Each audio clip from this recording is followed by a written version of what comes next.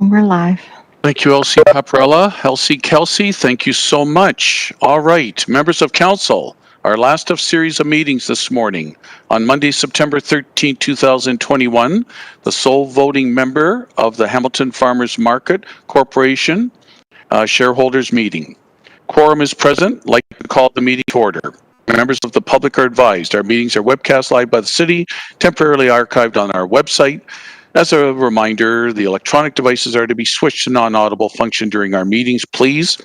Members are reminded of the 5-minute time limit. It'll be adhered to during the meeting. Members can always submit another request to speak if they require additional time to ask questions or make comments. Approval of the agenda. Madam Clerk Paparella, any changes to this agenda? Yes, to you, Mr. Deputy Mayor. We do have added delegation request, item 4.1 from Eric Miller, respecting item 5.1 on today's agenda, which is the presentation respecting the Hamilton Farmers Market. And item 4.2, we have John Alexander and Shane Coleman on behalf of the Hamilton Farmers Market Stallholders Association respecting the Hamilton Farmers Market Board election. Thank you very much. So, with those changes to the agenda, may I have a mover and seconder from members of council? Councillor Johnson. Councillor Danko, with your permission? Thank you. All right, moved and seconded to receive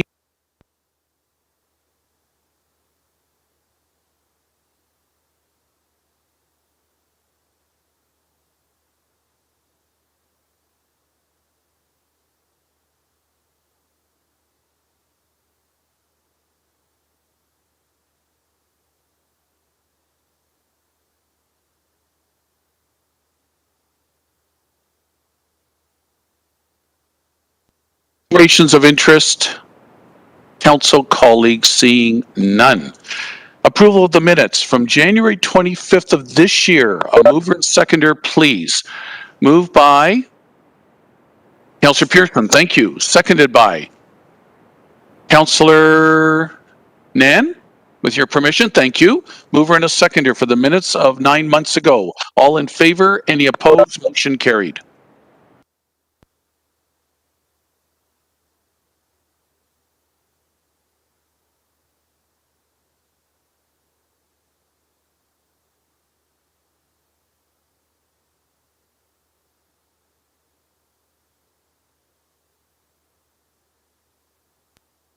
Delegation request 4.1, Eric Miller, respecting the presentation today. A mover and a seconder, if you wish to hear Mr. Miller. Moved by Councillor Pauls, seconded by Councillor Farr. Okay, any questions or comments? All in favor? Any opposed of hearing Mr.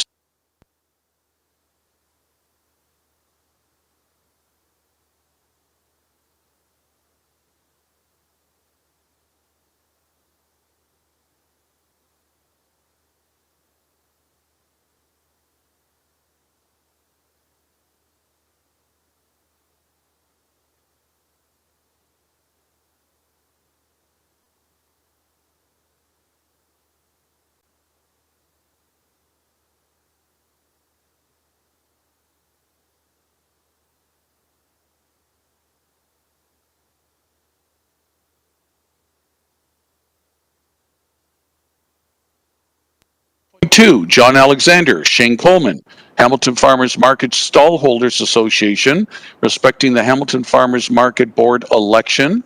Mover and a seconder to allow them to delegate today, please. Moved by Councillor Ferguson, seconded by Councillor Partridge. All in favor? Any opposed?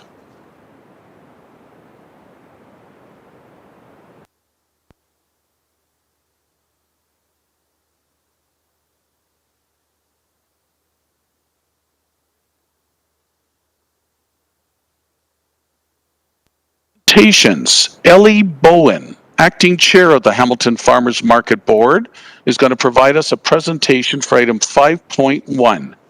Ellie Bowen. Ellie, are you with us, please? Yes, I am. Can we see you, Ellie, or we're just going to hear your voice? Or Well, I was told to keep myself hidden, so I did. Until called upon, and you've been called upon, Ellie, so could you please turn it on now? Thank All you. right. wonderful. Oh, there you are, Ellie. Wonderful. Thank Good you. to see you. welcome to our meeting. And the next 5 minutes or so, the floor is yours. All right. Do you have my presentation, Stephanie, or shall I share it? You have to share it from your end, Ellie. Okay, I'll do that. Thank you.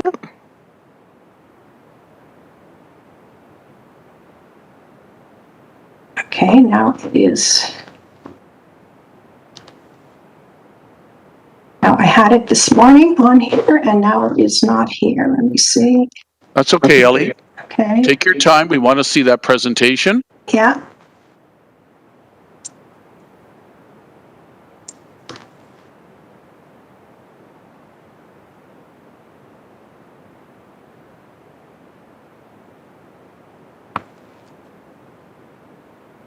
Okay, can everyone see it now? Yes, looks good, Ellie. Okay, sounds good. All right. First of all, I'd like to say thank you very much for allowing me to present on behalf of the board. I am currently the acting chair. I'm the vice chair and the secretary at the present time. I have been on the board now for 4.5 years, so this will be my last 2-year term. And I've actually held most positions, so fairly familiar with a lot of the history that has gone on in the market. I'd like to start off by this quote that one of our customers indicated, Hamilton Farmers Market is Hamilton's hidden gem. I think that really sums it up very nicely.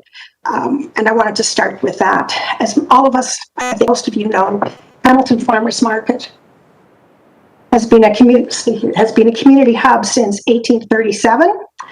It's agriculturally based in its early years. The market has evolved to include a broad range of 51 local businesses, from artisans to prepared foods and everything in between. Can everyone hear me? Yes, you're doing fine, Ellie. Thank you.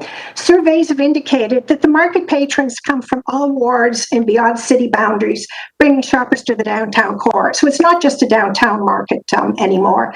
Customers have expressed their appreciation for the market's efforts to remain open and provide the safest shopping experience possible during COVID. I also want to just mention that we have 51 vendors. These vendors represent 51 separate, and I say fiercely independent businesses. But together, they form a community. They're very passionate about their workplace, and they're very passionate about serving their customers. The Farmers Market Board was created in 2015 to oversee the market. The board structure is composed of 11 seats, 2 city councillors, 5 directors selected from the citizens of Hamilton, and 4 directors who represent the vendors. We have had significant turnover this year. This has resulted in 6 new board members. We had 3 citizen directors resign during the year, and we want to welcome the 3 new citizen directors that you ratified in April. They are Joshua Shenega, Eva Marsden, and Damien Wills. In addition, we had 3 vendor directors complete their 3rd and final 2-year term and come to their 6-year milestone. We held a nomination call in the spring in the same process that we used for all of our other vendor director vacancies, and 3 new vendors were acclaimed as a result of this process. They are Jason Hoffing, Brandon Linares, and Selena Masudi, who you will be asked to ratify later in this meeting, and whom I'd very much like to welcome to our board. Continuing with us is Will Farnt, who's also in his last term, and Ann Miller, who is in her 2nd term as a vendor director. And I would normally introduce our current executive at this point, but because the timing of the ratification of the new vendor directors didn't occur earlier in the summer, we wanted to wait to hold the elections until we had our new vendor directors on board so they could take part in the selection. So we're going to do that on Wednesday. I'd also like to point out here that we are still seeking a 2nd city councillor. I think we've made that request before, and so right now I want to thank Councillor Pauls for being such a strong supporter of the market and doing the work of 2. COVID has had a huge impact on the farmers market. We remained open throughout 2020 in the face of operational and financial challenges, as we've reflected in different presentations we have made. Our market staff and vendors work very closely with the local public health officials to ensure that COVID guidelines were implemented and strictly adhered to. The federal seeker program was not available to the Market Corporation, as it was to many other businesses in Hamilton. And we know that our foot traffic declined dramatically as a result of the Jackson Square Market access being closed because they had severe restrictions, occupancy restrictions posed by the Department of Health on our market, reduced hours, and people being told to work from home.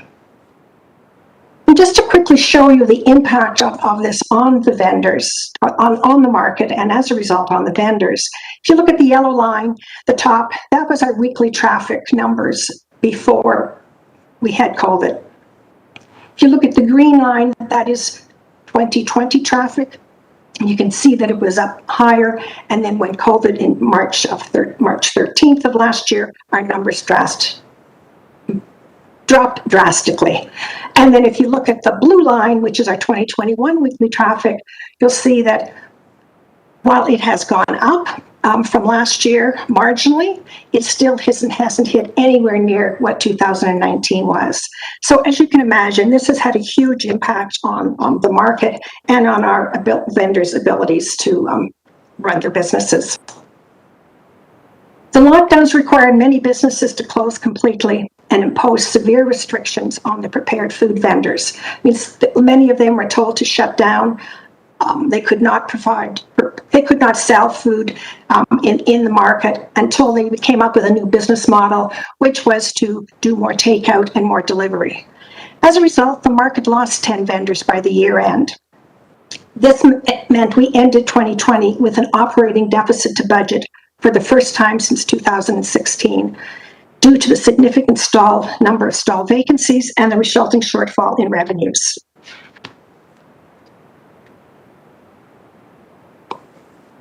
I'm just now going to give you a few sentences from our audited financial statement, as I think they do cover the position quite well. The first one indicates that everything followed a procedure process as KPMG had indicated. The farmers market remained open during the pandemic with reduced operating hours. During the year, the farmers market enacted the rent deferral program to assist vendors with rent payments. This program allowed vendors to defer the rent payments for April to September to 2021 without interest. This has caused the Hamilton Farmers Market accounts receivable to increase significantly in 2020. And again, these are comments from our financial statement. As part of the Federal Provincial Safe Restart Agreement, the City of Hamilton received an emergency assistance and the Market Corporation benefit $144,000. This was to provide COVID-related operating costs and financial pressures, such things as increased security, increased cleaning, and providing PPE for the customers. The current challenging economic climate may lead to adverse changes in cash flows, which may also have a direct impact on the Market Corporation's operating results and financial position in the future. The situation is dynamic, and the ultimate duration and magnitude of the impact on the economy and the market's businesses are not known at this time. So this was the end of 2020. Ellie, just stop right there so that my colleagues and I procedurally are not in any difficulty. Your presentation's way too important to cut short. Members of council, can I have a mover and seconder, please, to extend Acting Chair Bowen's time so she can properly finish her presentation as she's at the 5-minute mark. Can I have a mover and seconder, please? I just unfortunately can't see my colleagues on the screen, so Stephanie or Lisa, if you can help me, please.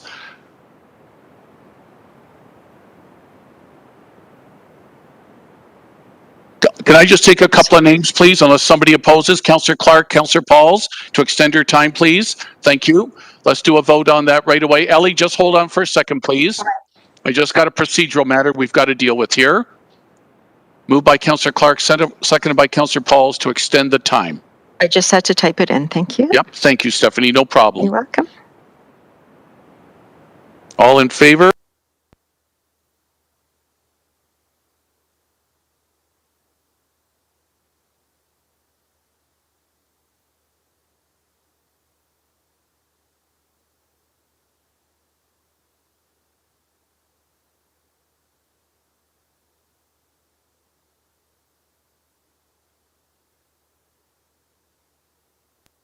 Sincerest apologies, but I want to make sure you were treated equally just like everyone else is. So now you can take your time and finish. Okay, thank you very much. Okay, I'm on to want to discuss some of the key market financial trends over the last number of years. I have been on the board for, as I said, for 4.5 years, and I've heard some questions being raised by councillors about the increased costs of running the market and what impact this may have had on the vendors. And therefore, I was curious myself, and we asked to have this looked into. So I want to show you some financial trends here. If you look at our revenue, the green line, our revenue was pretty constant since 2012 until 2016, when we were fortunate enough to receive the corporate sponsorship of Meridian, which showed that our revenues went up. One of the issues, one of the things that has come up a number of times is our ability to, what costs can we actually deal with, which are controllable. And one of them is employee expenses. So I want to show you here that from 2012 to the present, we have actually decreased our employee expenses. I think our market management team has done an excellent job of managing with the resources we have. And I would say we probably don't have enough to do the job adequately. But with what we've got, he's been able to have more part-time work to fill in hours when they're really needed. And in addition, we've been able to hire a marketing person who has been able to really help us get the message out there, which was essential. The other area, I'm going to move to the yellow line, facilities recovery and cost allocations. It appears that back down in 2012, a lot of these costs were not allocated to the market. After the board was formed in 2015, we were starting to receive facilities recovery, and this has continued on in order for them to be able to balance, which makes sense. But it does mean that we are increasing our facilities costs and our cost allocations. And some of this is somewhat uncontrollable, and it has been increasing yearly. The levy from the city has, if you can see, is the red line, has sort of gone up and down. It has been sort of the amount of money that we need to break even at the end of the year. And from when the board was formed in 2016, and with the corporate sponsorship we got, it has gone down. It did go up again in 2019, again, because we had some additionally large facilities costs that needed to be paid for. So what I'm trying to show here is that some of the costs that we are having over the last couple of years are not costs that we can control. We can control our stationary, we can control our employee costs, but facilities cost in an aging building is hard to do. And at this point, I really do want to thank council for the additional money that we did receive this year to improve the HVAC system, and also the $100,000 for improving some of the security doors. But these are just some trends that I want to share. The primary source of our revenue does come from vendor rent. And vendor rent has seen one increase of 2% since 2016, but our annual rent has been in decline due to stall occupancy being impacted by COVID. So if we use 2019, when we felt our annual rent was $509K, 2020 planned to be $473K, and 2021 only forecasted for $438K. And this is directly a result of us losing occupants as a result of COVID. While we're getting new occupants coming in, we don't necessarily have coverage for 12 months of the year. Our corporate sponsorship agreement will also be expiring in April of 2022. And as I've shown or pointed out, the cost of operating an aging facility continues to increase. So our operating reserves that we've been very carefully managing have kept us in the black, but this year, a lot of them will need to be spent. So what I want to point out is that to continue operating in the way we have been, we need to identify new revenue streams, or we need to modify the business model for future success. And therefore, I, for one, am very much looking forward to the consultant study that is going to be reviewing our governance model, but also our operating model, because I do think that we need to review this to determine how we're going to keep the market viable and as successful as it has been in the past. So another area that we want to talk about is our financial statements, from our audited financial statements, which showed an increase in accounts receivable. This increased from $84,000 in 2019 to $296,000 in 2020. A lot of this is due to the vendors leaving the market and not having been able to pay their rent, or having not paid it, and that we are currently dealing with. We have taken our external collection action for the debt of vendors, and we're actually making progress on it. I was talking to our market manager earlier on today, and this number is starting to go down. Despite all the conversations that have occurred, the current board and the Finance and Audit Committee understands that the sole shareholder's position has not changed since regarding rent abatements, and that we can only offer rent deferrals with no interest. Now, we have tried many times to have discussions on this, and we are understanding, and Councillor Pauls has been very forthright with us on that this is something that we need to follow the framework that the city has put together. Recognizing the impact that COVID had on traffic coming to the market, we have not been aggressively pursuing collection action to the extent that we perhaps should have. But we recognize it needs to step up before the end of the year. You have to appreciate it's been a difficult challenge for the board to deal with this. There's been lots of public discussions on the topic. We've had a huge turnover in directors and executive, and the continued discussions at council until just the last month. All this noise hasn't helped us in getting vendors to sign their deferral agreement. And there are currently 29 vendors who have not signed.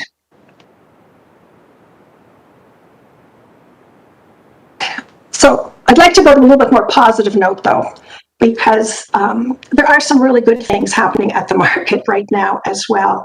And I want to thank the city very much for the additional $30,000 in marketing funding that we received. We know from previous customer surveys that we have many loyal customers, and they love the market and they keep coming back, but we need to attract new ones. So the additional $30,000 we were really appreciative of getting it. It's going to greatly help us. However, due to COVID, it's been more difficult to engage in the types of activities that will attract new customers to the market. Things that we've done in before with the petting zoos, having musicians, we just can't do. So we've had to be, probably I'd say, more low-key and more creative. We successfully just completed a new Peach Festival promotion.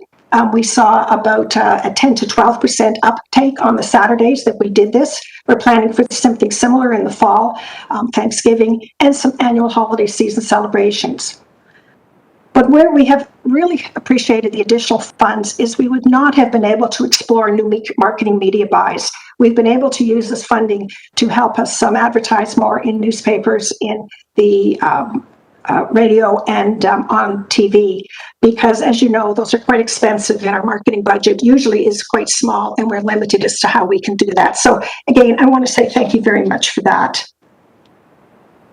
So just to show you that there are some good things that have been happening in 2021 despite COVID. We have done a few new things, like having virtual cooking classes to get people to come and buy their ingredients. We've had several new vendors come to the market. We just did the Peach Festival, and we've increased advertising. Our Peach Festival, just to show you a couple of pictures from here, was just completed. It was over a 2-week time, and as I said, we found a significant uptake from visitors coming now, and we'd like to definitely attribute that to our marketing.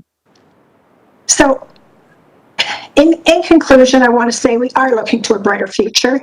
Unlike many of our peers in the industry, the market chose to remain open during the pandemic to serve the region and provide the safest shopping experience possible.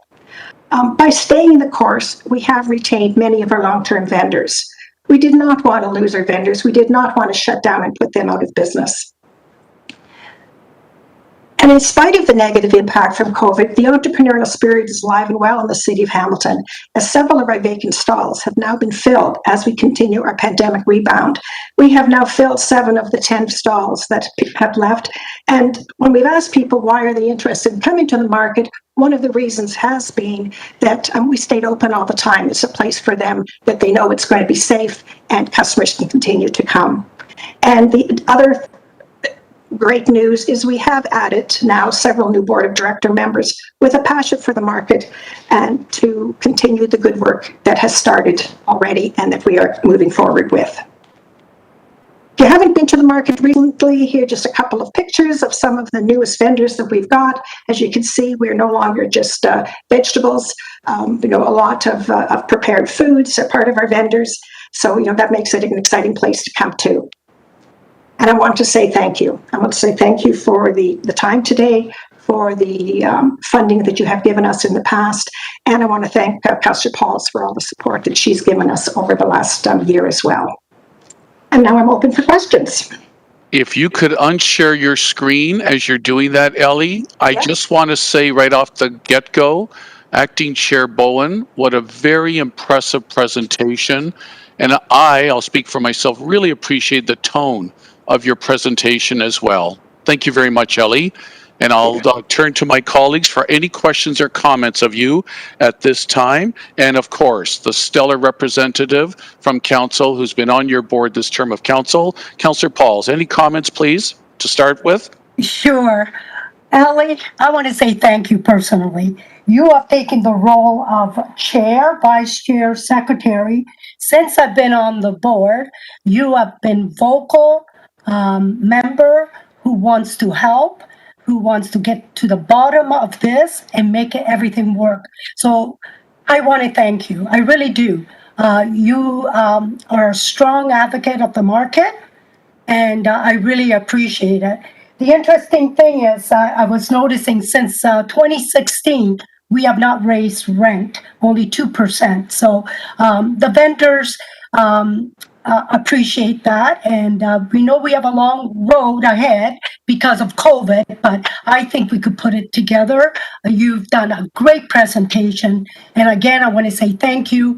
And I welcome all the councillors asking you questions. And I'm sure you will answer the right way. And I appreciate that. Thank you. Thanks, Councillor Pauls. And I also want to mention, Ellie, thank you for acknowledging the contributions by council tangibly.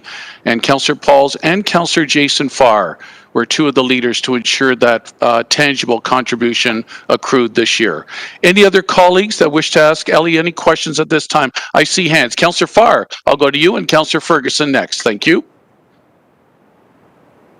Thank you, Mr. Chair. I appreciate the comments, and of course appreciate Ellie, who is a Ward 2 resident and very engaged as a resident prior to being on the board with myself.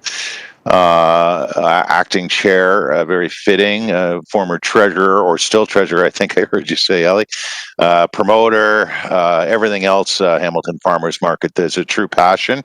Certainly, we've had in the last term of council, and I know still this term with Councillor Paul, some extensive Monday night meetings monthly, and with our former chairs and yourself on the board, that alone is a pretty significant commitment. But then all the stuff you do on the side. So I agree with our chair here today.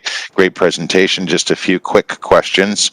The info was important to us, and it was well presented.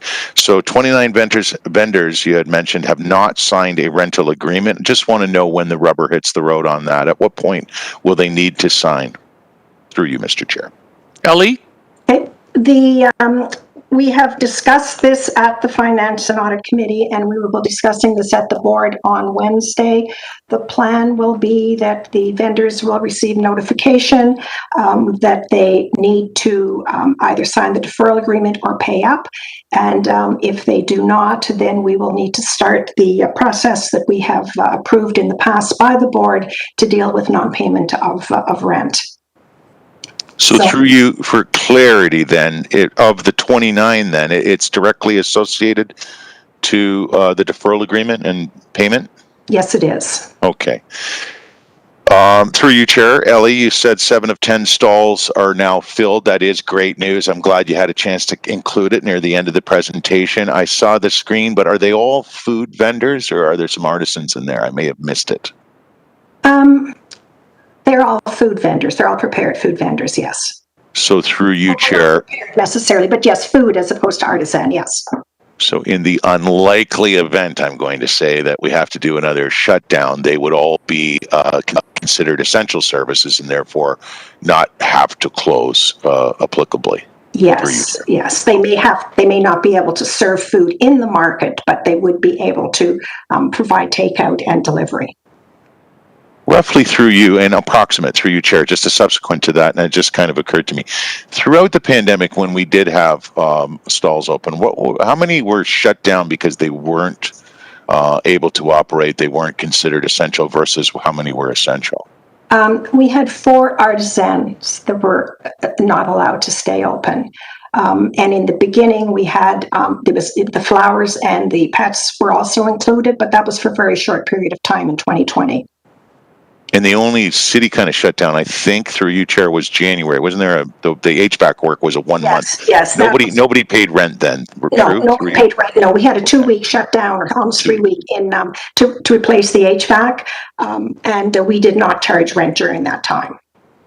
Okay, great. Thank you again, Ellie. It was always a pleasure working with you. I hope and I get a chance to do so in the future at some other occasion. So it was that much appreciated. Very well prepared board member, and we all sit on our different subcommittees and task forces and boards with community members. And certainly, I think it's fair to say Ellie came in with the passion and also, in some cases, a tenacity, but very well prepared for sure. So it's much appreciated. Thank you.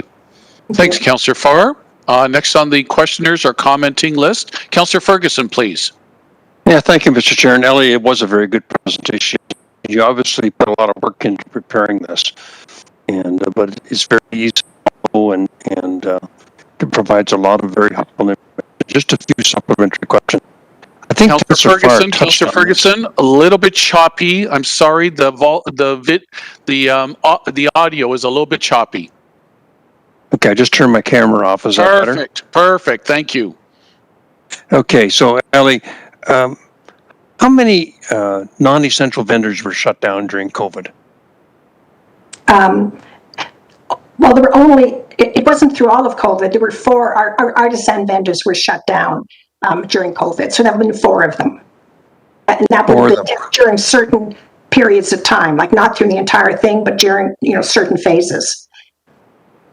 Okay, and you show quite a significant improvement in accounts receivable. I know Council has approved this deferral agreement, and you already answered my question about what's the consequences if they don't sign it or don't pay up, and I think you answered that pretty well. And but what is the average rent a typical vendor would pay at the market for space per day? Well, it varies because it's based on the size of the stall that they have, and but the average rent per vendor is about $44.39 a day. The range is from $11.14 to $134. So it's a price per foot than per frontage foot. It's price per foot, exactly. Okay. That's helpful. And the vendors that were open through the pandemic, because they're declared essential, if there was only 4 that were non-essentials, so a lot of these vendors that were open are still not paying their rent. Is that correct? No, not completely. They're all paying their rent now. I mean, there is no issue. I mean, there's the regular issues. I want to say everyone's 100% paid up 100% of the time, but there's no issues currently with the 2021. The area that the time that the deferral agreement is for the period of time from March to September of last year. Okay, thanks for that clarity. I appreciate that. So for the most part, apart from the ones that haven't signed a deferral agreement or the ones that have signed and haven't paid yet, that's the reason why your accounts receivable is up, because they agreed to the deferral agreement. Is that correct? Well, they haven't even agreed to the deferral agreement. That's our dilemma. I mean, we have offered them the deferral agreement, and they have refused to sign it. And because it hasn't been signed, we are not in a position of being able to collect it. And because they haven't signed it, they also haven't paid the rent. Correct. And it said that's just, it doesn't mean they haven't paid the rent since that period of time, like since October. But the time in question is the time that we had asked for a rent relief, for the vendors back last year. I think you recall some of those discussions that we had. And, during that period of time, they did not pay up fully. They have not paid up fully. And therefore, we have asked them under the framework that the city has provided us, and really the only option we've had. And let me tell you, Ray Kessler and Cyrus can both attest to this. We've asked numerous times, you're sure there isn't anything else we can do about this? But we've been told that we are to stay with the framework that the city has approved for everybody. And that requires them for the rent that is not paid during the period of time in which we had asked for some assistance for them, that they now must pay that back, but we can do it without interest, and they can do it over a longer period of time. Okay, and I didn't get a chance to go into Jackson Square during the pandemic height. I reside in Ancaster, and we're working from home, so I wasn't downtown. But was Nation still open throughout the pandemic? Yes, it was. And so, any grocery store I would buy, there were lineups for people to get in them during the pandemic, because I suspect a big part of it because people weren't going to restaurants then. And so, while regular grocery stores did, I believe, you can look at the financial statements, did very well, and I assume the Nations also did since they were open. How do you explain the drop in traffic then? People trying to come into the market and buy fresh food, particularly in such an urban setting where they can walk to it. How do you explain the significant drop in attendance? Do you have a feel for that? Well, I can give a number of suggestions. I think one, people were told not to only go out when essential, and therefore people, if they're making one trip a week, may go to a regular grocery store because there they can buy everything. Whereas the market is really their fresh products and their prepared foods. So I think there were some people who did not visit the market, during that period of time because they thought, if I'm only allowed to go out once, I got to buy everything. I think secondly, that we know there was a trend, and I'm not saying it was the trend here in, I don't have the financials to prove it, but from anecdotal information received, when shoppers did come to the market, they came less often, but they spent more. So it definitely impacted our traffic. But because we don't have sales figures for our vendors, we have to use foot traffic as our guidance. Okay, and do any of your vendors who say they're struggling, have any of them produced financial statements to show that they are? No, they haven't. Okay, that's all my questions. That's all my questions, Mr. Chair. Thank you. Thank you very much, Councillor Ferguson. I don't see any of the cue cards. Any members of council that wish to? Councillor Pauls, I'll come back to you second time. Just one moment. No other first time? Okay, Councillor Pauls, second time then, please. Thank you, Ali. I just want to get through the chair. You said there were 4 vendors, artisans that were closed. What about the restaurants? Weren't they also closed? Is that including them? They were not. The restaurants could continue to provide food when they formed their new business model of doing takeout and pickup. So people could not buy food and eat it in the market because we had to take out all of our seating, which sort of took away the restaurant concept because, they couldn't buy it and sort of stay there and eat, have their lunch while they were shopping or stop and have dinner on their way home. But, some of them were able to transition their business model to one of takeout and delivery. But it is true that a couple of the vendors who were in that area are some of the vendors that left last year because, they did not have enough ability to do that, during COVID. A lot of people are working from home, like you said. So even if they were open for takeout, it wouldn't be as many as people going there and eating. Exactly. So how many restaurants do we have? Do you know offhand? Ooh, I don't know. I don't. Bill is on the So- phone, if he could probably answer that, but I don't know the number off the top of my head. And the reason I'm asking that is that people that maybe would go to get lunch will look and buy other things, you know. So when home market with 50 vendors, or how many we have, 49 vendors, if half of them are shut down, why would I go to the market? We're only certain open. And the thing to do with grocery store, I know it's been mentioned many times, all the other grocery stores are doing well. That's because they're huge. And not only that, that's because you go one place and buy all your groceries. The market, can you confirm, it's a more like a destination, where people go, tourism. Let's go to the market. Let's see what's happening there. You know, Peach Festival, you know, Father's Day, Mother's Day, all kinds of different activities that happen in the market and not in a grocery store. So can you confirm that the market is not only for food, because really there's lots of grocery store and there's the Nation that's open, and like Councilor Ferguson said, there's a lineup there because they're more like a food store, a bigger. So do you agree that shutting down part of the market, whether it was artisans or where it was restaurant, would limit foot traffic, people going there? Ellie, please. Yes, for sure. Most definitely. We know for sure that happened. And the other point, to say we did have lineups of people to get into the market, but I mean, we were severely restricted by the Department of Health guidelines in order to keep our 6-foot social distancing. We had to be very restrictive into the numbers that could come in. So we had to hire even an extra person to stand at the front door on Saturdays to make sure that we kept within the limits of what we were allowed. So again, that definitely impacted the traffic, being able to come in, because if you didn't have to stand in line, they didn't want to, but people did anyway. But yes, that is for sure. And I think you're quite correct in the whole destination aspect of it, which is why I sort of referenced that in when I was talking about our marketing spend is,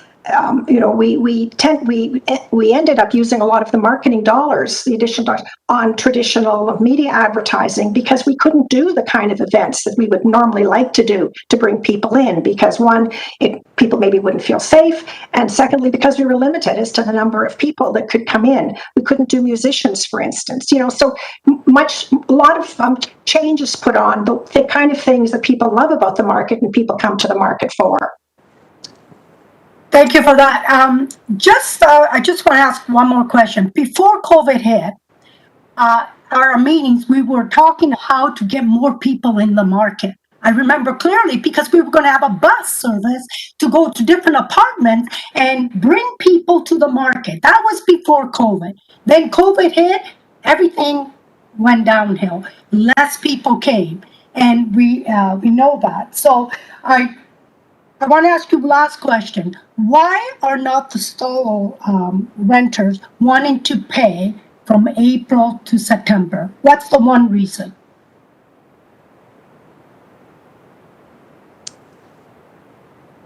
I think it probably varies. I think I will speak as a board member. We, at the time, were fairly encouraging that we would be able to provide some accommodation via the city funds. We had an understanding that there was going to be money given to the city from the federal government for COVID-related issues. We felt this qualified as a COVID-related issue, probably naively. Probably had too much. We should have probably ensured we had support from the council before we made any conversations with the vendors. But, as I said before, it's a community of 51 people. Word spreads very quickly, and, they get very close-knit. And, there was a definite impression that there was going to be something done. And then the reasons that council didn't support it, when you look at it, when you step back, I can understand that, there are so many other businesses that you need to support, and there has to be some consistency and there has to be some fairness throughout the city. But, that is, I can see that's looking back at it as a citizen director, but I think that, some of the vendors are probably still, feel that there is more that could have been done, and therefore, they have continued the conversations and have been, hoping that there would be some change in reversal of thinking on this, or something extra would be happening. And I think, I've come to terms, and I know some of the other board members have definitely come to terms with the fact that you have probably discussed it long enough, and you've probably tired of hearing it from us on this topic. And, it is time that we move on and, do what we have to do as a board of directors. I mean, it's not, we didn't take this to be a fun job. Sometimes it's a hard job, and I think that's what we have to do right now. Councillor Pauls, you have a minute and a half left. Councillor Pauls. Okay, I just want to say thank you for your honesty and for what you are representing the Hamilton Farmers Market. And I just want to say thank you for that. And thanks. Thanks, Councillor Pauls. No other first-time questioners. Colleagues, if you allow me one question, the mayor, the two previous deputy mayors, unfortunately aren't with us today. I just wanted one question of clarity to Ellie. Ellie was, okay, Councillor Farr, then you might be the third previous deputy mayor. Can I turn it to you, please? Happy, go ahead. Thank you, Acting Deputy Mayor.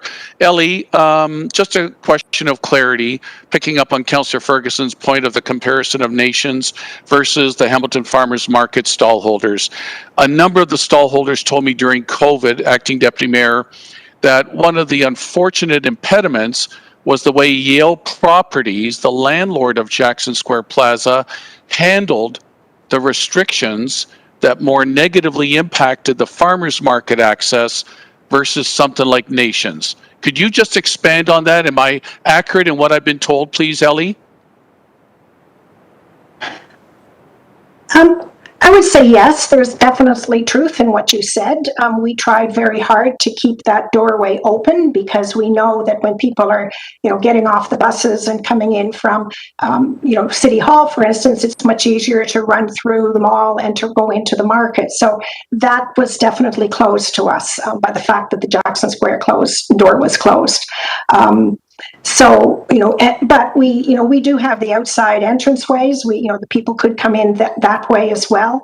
So I'd say yes, it definitely impacted. But I would say that I feel comfortable that as a director, as a board of directors, and the market management did everything they could. I mean, we involved your city's legal team to get involved to say, like, is there something that we can do on this, we can do differently, because we recognize that it was an impact. So I think we pursued all courses of action that were open to us at the time. But I think it's one of these things. I mean, there were a lot of things in COVID that happened that we didn't like, and we have to accept, and we had to find a way around them. And so we tried to do that with the doorway. But in the end, yes, it definitely impacted some traffic. Thank you. Thank you, Acting Deputy Mayor Farr. I'll take the chair back. And thank you. And if I could, second time, follow up. Oh, 1 second then, please. Thank you very much, Acting Chair of the Board, Ellie, for answering my question. Councillor Farr, second time, and then we'll wrap this up. Councillor Farr. Thank you. And real quick, as you were speaking, Ellie, I had a look at this petition, Save the Hamilton's Farmers Market. It's at 12,982 signatures. And you had mentioned marketing. And I remember, I think the last time we had this cause reported to us from a delegate, I think they were only at 4,000 or 5,000. From a marketing perspective, you were always very good with suggestions when I was on the board. These people, I'm assuming, are we have their contacts. Are we, and by signing this petition to save the Hamilton Farmers Market, they're clearly supportive of the Hamilton Farmers Market. So from a marketing perspective, through you, Chair, are we reaching out to them to try to get them to shop more? You said foot traffic is down. The only way you can measure marketing, I guess, or visits.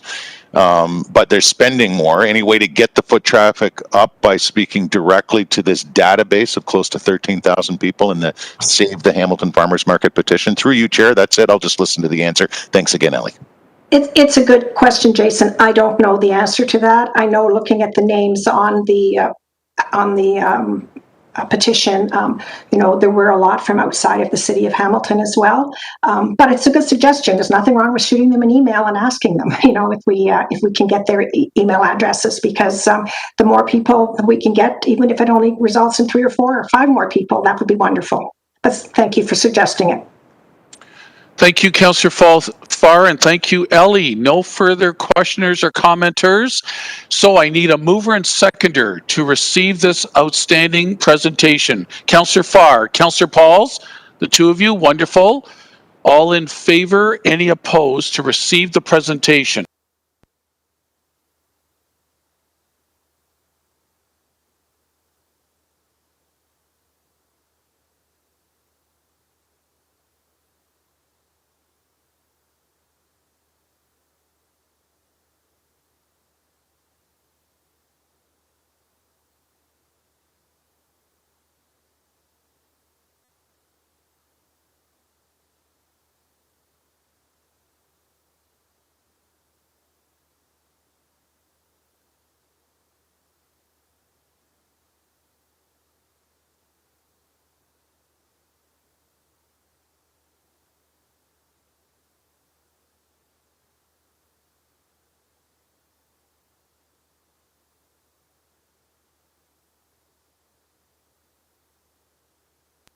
One moment, colleagues, as we're waiting for the vote to reappear.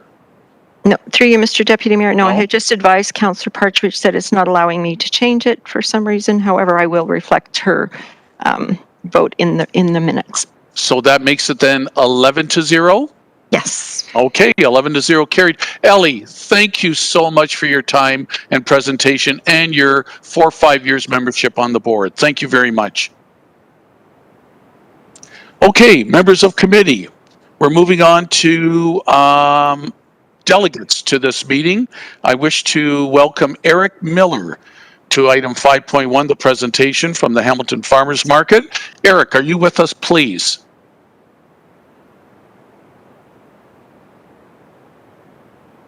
Hello, I am with you. Well, that is wonderful. There you are, Eric. Thank you very much. Good to see you again. I believe you've appeared before. Thank you. And the next 5 minutes, the floor is yours. Welcome. Great, thank you. And I'll just start my timer to keep a watch on the time. Wonderful, great, thanks. Well, the purpose of my presentation before you will be to answer any other questions you might have for me, considering how much I contribute on a voluntary basis during the time period in question. About the focus of this meeting, this being a sole shareholder meeting, reflecting on the last year. I was a director all throughout the year 2020. Same thing with in all the years since 2015. Just to clarify, Mr. Chair, a comment that was made before by one of your colleagues about the treasurers. No, there's only been 2 treasurers to date. It was me for 5 years, and then Gordon Albini, who declined to continue in his role. Okay. It's with that. I'd like to draw attention to a few matters of what I think are public importance relating to the presentation that's before you on the agenda. So I think one is, what can we learn from the audited financial statements to reflect on the year? I think it's really important, and I'd like to provide some other commentary to provide additional value added to what's already been said. Secondly, to draw attention to the revelation in the slides that the Meridian Credit Union will not be a sponsor in the future. And then the third matter is on items of governance. I have a few comments there to help on. So for the first one about learning from the audited financial statements, I'd just like to draw I'll have your attention that the slides on slide 7 notes that 2020 ended with an operating deficit due to a significant number of stalled vacancies and resulting a shortfall in revenues. But if you put that alongside with page 7 of the audited financial statements, the audited financial statements reflect that 2020 ended off with a $39,000 contribution to the reserves. So that's in the audited financial statements, and that's because on the audited financial statements, every dollar of rent that was invoiced to the stockholders appears as sort of an asset, even if it hasn't been collected to date. And so, without a corresponding reduction in rent that would mirror the same reduction in rent that was offered by commercial landlords in other parts of the city, it means that the effect of the pandemic in 2020 on the market's bottom line is that on paper, there's a booking of $39,000 contribution to the reserves, which is the balancing item in the budgets that was established several years ago. I think that's astounding in my view, and just want to draw attention to that. As you can see, the challenge is with that, with contributing on paper to the reserves, based on full invoicing of rent throughout the entire year of 2020, even though it was a pandemic year and all the other businesses that had a relationship with landlords and so on were typically getting rent reductions to the point of only paying 25% of the rent. The consequence, of course, is as is presented in the budget and as was just presented before, that the year ended with $212,000 in receivables. And so a key question then is,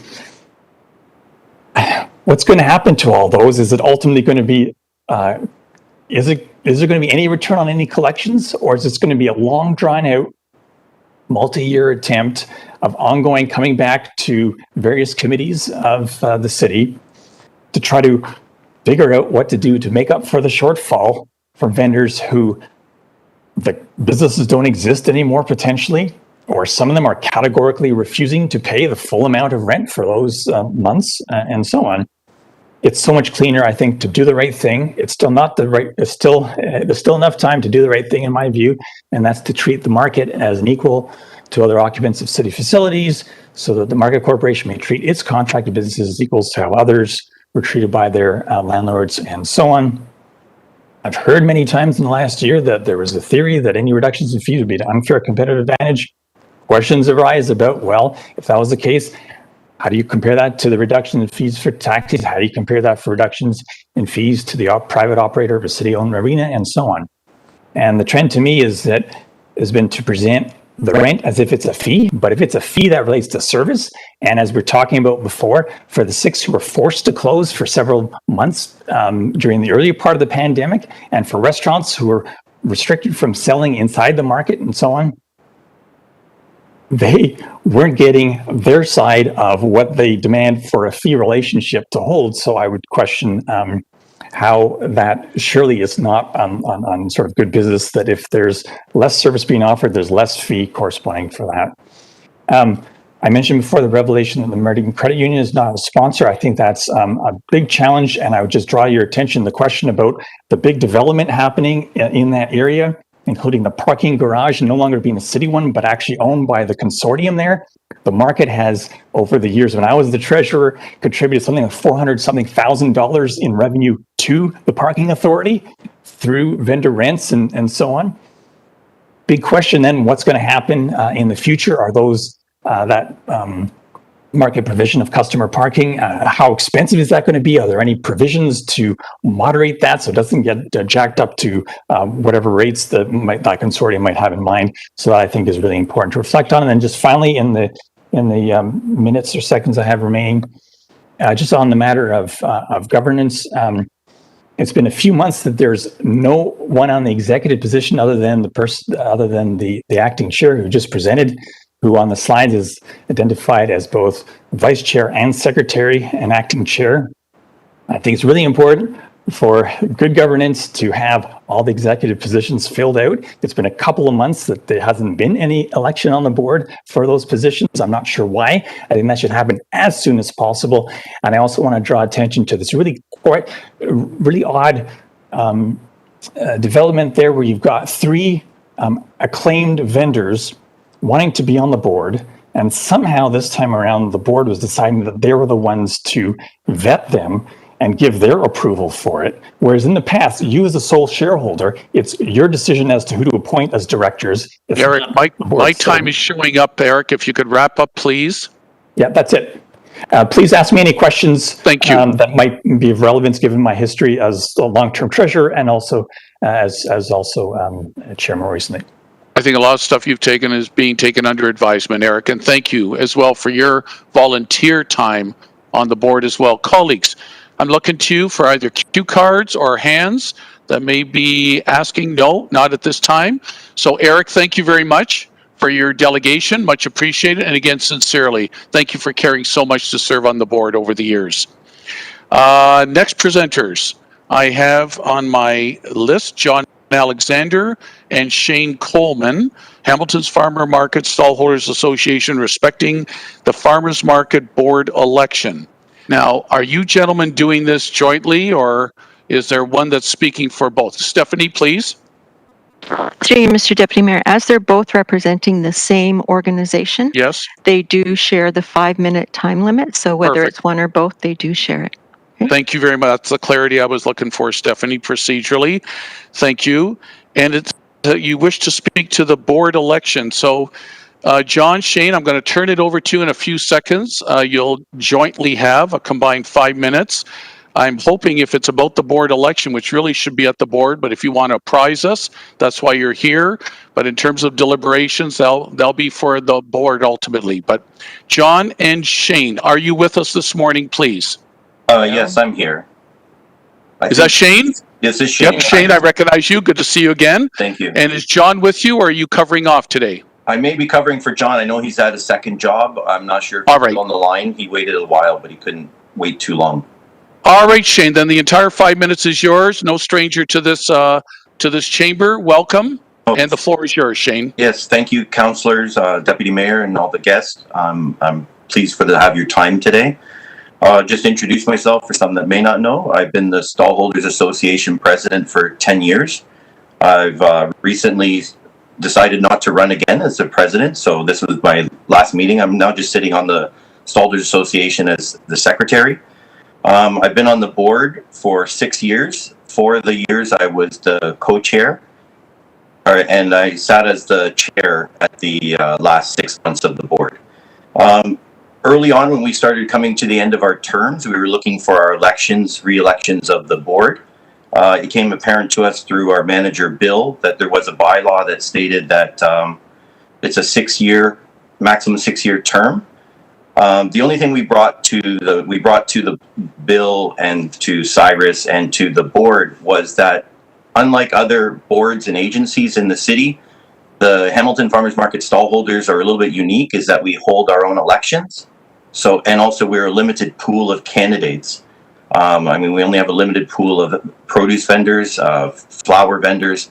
So we were saying that the vendors, since the beginning, we elected our own, and that the city's selection committee selected citizens, in contrary to how we select our own vendor representatives to represent us to the city. We tried to present it to the board. We weren't able to even put it on the floor with our other citizen members because we're outvoted, and we've tried to speak other ways. So what happened was the original election was the same board members, Charlie, Ron, myself, and Ann Miller still has time left on her term. There were a few other nominations. There was Relay Coffee, the Community Kitchen, and there was the new vendor, the Fritters upstairs, and the Latino Foods. As we went on with board and went on with Bill, we said we made certain that we elect our own representatives. The bill came back and just says, well, by default, you 3 are taken off as the representatives, as you can't run again. So we're just going to acclaim 3 other vendors that had 1 nomination each. So I asked Stephanie, I don't know if it's before you, but I asked to put the petition that the majority of the vendors of the market signed, and they said that they didn't agree with how the election was performed. There were some issues, like some stalls were closed due to government restrictions, and not all stallholders were aware of the process that was happening in the nomination process. 2, the market manager personally was soliciting some vendors saying, oh, you should be on the board, and we found that inappropriate because technically they also govern his position.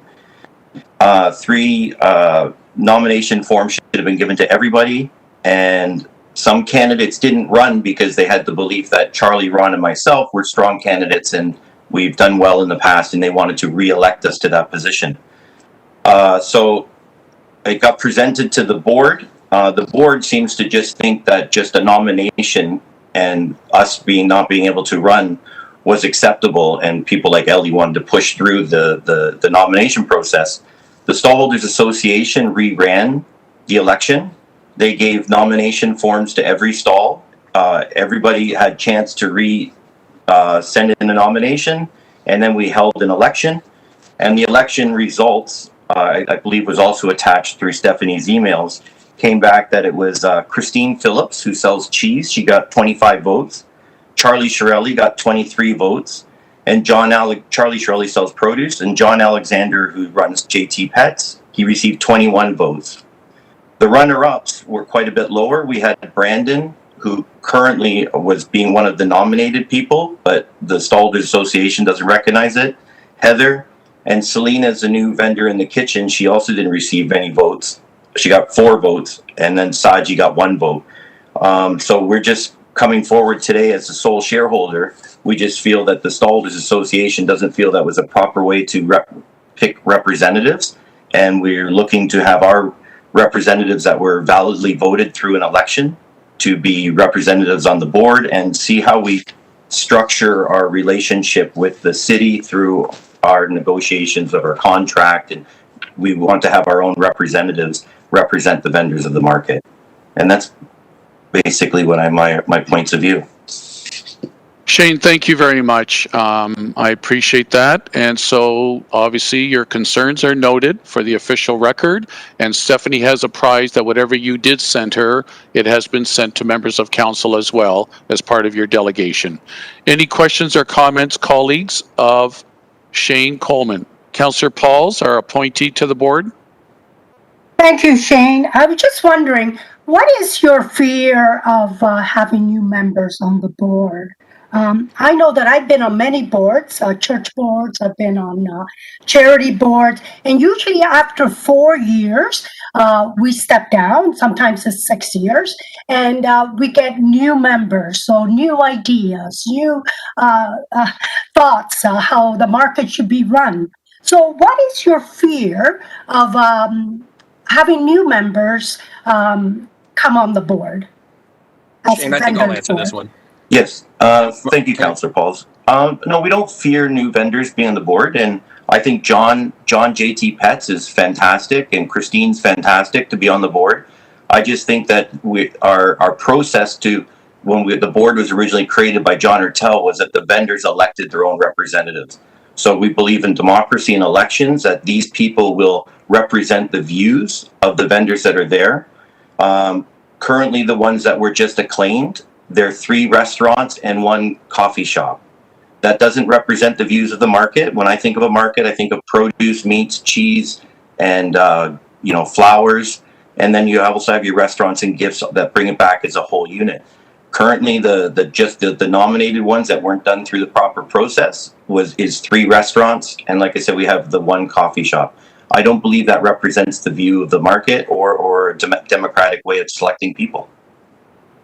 Hey, thank you, Shane. Councillor? Through the chair, I'm just wondering, do you think the reason why the 3 main ones, like you, Charlie, and Ron, is because you had more time to be on the board and others were too busy? Or do you think now that what's happening, other vendors want to be part of it and are putting their name down? Yes. Well, Shane, I just want to say right now, everyone is mentioning other people's names. It's been respectful up to now, and I want it to continue that way, please. So, yeah, no Shane, problem. Carry on, Shane. Thank you. Yeah, we support all our vendors, and we're all friendly, and we all like each other. We're a big family in the market. None of that's an issue. We're just saying that that we need the viewpoints of all the people of the market, and they have to be elected to be in that position. We're just saying we need an election.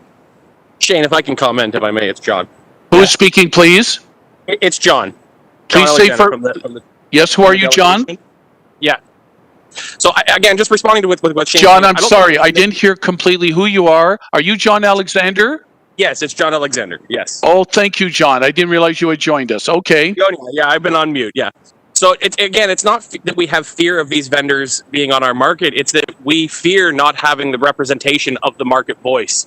There was no election held by the the market manager in the process that the vendors were accustomed to. There was confusion around that process that they did execute, that a lot of the vendors, based on that petition, feel was flawed. I think we welcome all members. We just wanted it to be a democratic approach. Okay, thank you, John. Councillor?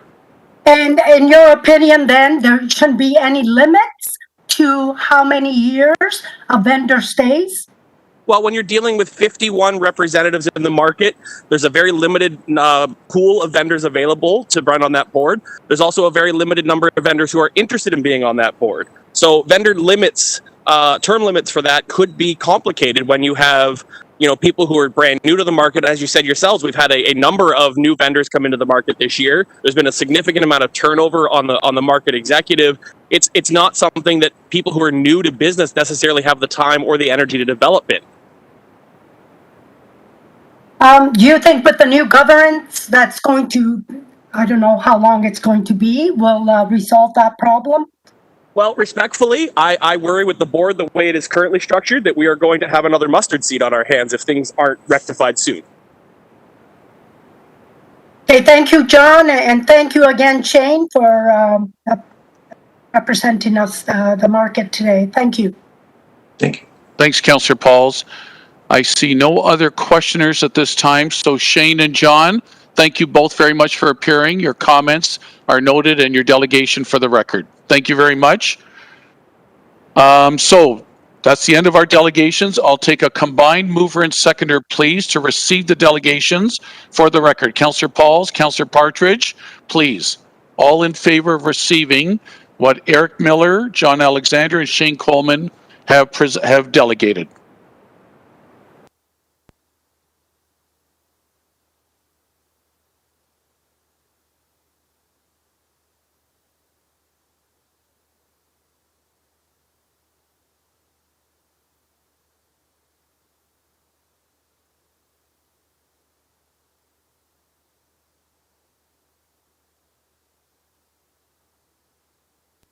So now that we've heard all this, resolutions of the sole voting member. So we have 7.1 before us, members of council. Minutes of the previous meeting, the directors, audited financial statements, auditor's report, and appointment of the auditor. That comprehensive motion, please. Councillor Pauls, are you willing to move that as our appointee for all that? Seconded by Councillor Clark. Thank you. Questions or comments on any of these items of resolution? Seeing none.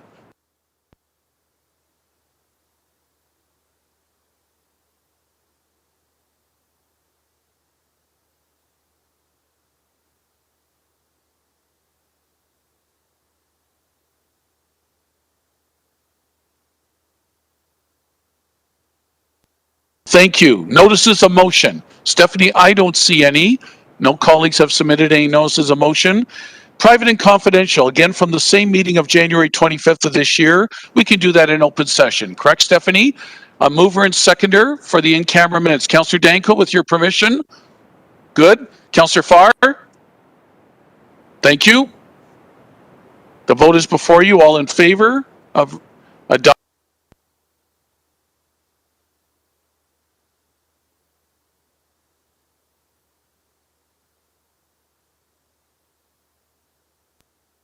And so, Stephanie, are we on to adjournment? We are. Motion to adjourn. Councillor Wilson, with your permission. Councillor Ferguson, all in favor of adjourning?